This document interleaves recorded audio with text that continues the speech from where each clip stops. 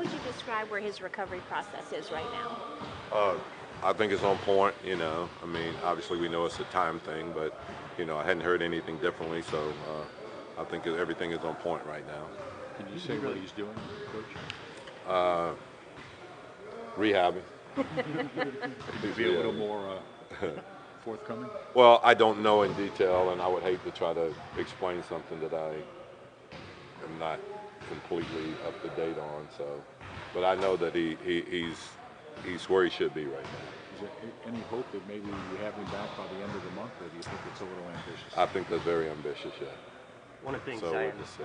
said was just, it's important to be patient. It's an 18-game season, and he's looking at this as a long-term thing. How's you, as a coach, balance? I think so too. I mean, obviously, we're not gonna. It's not anything that we would rush, do anything other than the fact that we would make sure that he's healthy when we put him back on the court.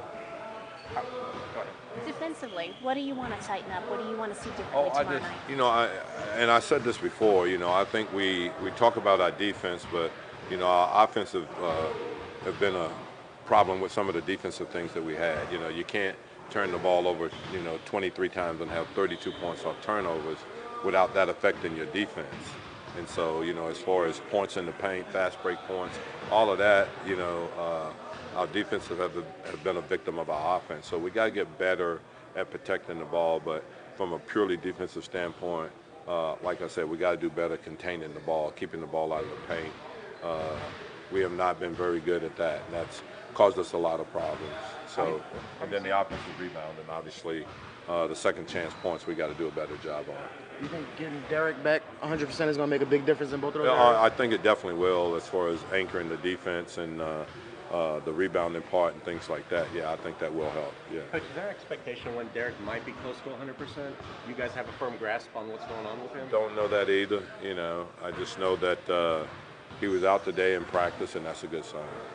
How have you seen Brandon's comfort level evolve from the preseason to now, and what more can he unlock? I think he's always been a confident player. We just put him in a situation where I think he has more opportunities to take the basketball, score, or be a facilitator. So I don't think his confidence has ever been anything but sky high anyway. So did practice yesterday? Was he able to go today? Who's that? Lonzo. No, he didn't practice today. I mean, just once again, it's not. If we were in the playoffs and it was going to be a playoff game, he probably would have. There's no reason to rush anything. 7 games into the season. How concerned are you about the start, or are you concerned at all? Yeah, I'm very concerned. I'm very concerned. In a lot of ways, obviously I thought we would have a better record right now. The positive thing about it is that we put ourselves in a position to win every game, except the Golden State game. That was just one of the 5 that you're going to have over the 82-game stretch in the NBA. But, we put ourselves in a position to win. We just got to find a way to close the games out, I go back and look at Dallas, and I look at, really all the games that we played, other than the Golden State game. We've been in a position to win. We just got to do a better job of executing down the stretch and being able to close games. But yeah, no one anticipated having a 1-6 start. But that being said, there's been teams that have started a lot worse that have made the playoffs. So, I know Phoenix started 1-13, Cleveland started 0-13. And both those teams made the playoffs. So it's not like we're halfway through the season and we're in this situation. So, but it's something that we need to get rectified right away. Yes.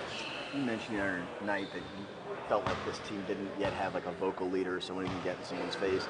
Drew just kind of said he doesn't think that works with this group anyway. How do you kind of? No, and I think he's right. I think you got to understand, the team and the personnel and things like that. And this is not a team that I think would respond real well to this. I think the other thing we got to realize is that we got a bunch of young guys on this team, and the last thing in the world they need to have is their confidence shaken. And so, we've been pretty lenient in that.